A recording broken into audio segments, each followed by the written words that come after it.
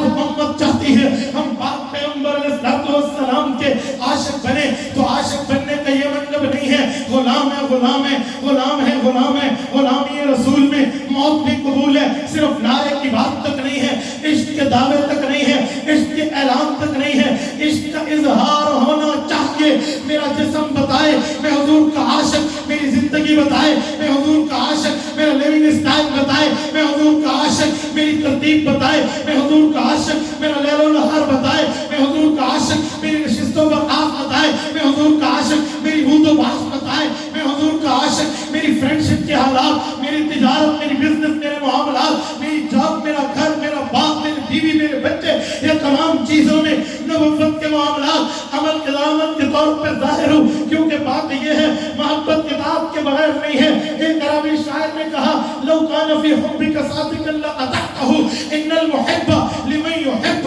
مطیع، اور اپنی محبت میں 100% سچائی لاؤ، ٹروت لاؤ، حقیقت لاؤ، ریئلٹی لاؤ، وہ تب ہے جو حضور نے کیا ہے، تم اس فرمان پہ عمل کرو۔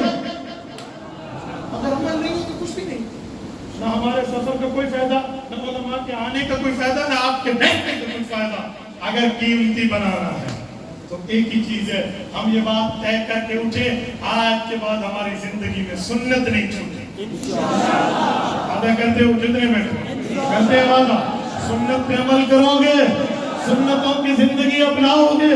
سنت کے معاملات کی پیروی کرو گے، رسول پاک صلی اللہ علیہ وسلم کی سنت کو پھیلاؤ گے، اپنی زندگی میں لگاؤ گے، اپنی اولاد میں چلاؤ گے، گھر بار میں چلاؤ گے، جس فیلڈ میں اس میں لے کر چلو گے، حضور پاک کی سنت کے مطابق زندگی گزارو گے۔ جزاکم اللہ۔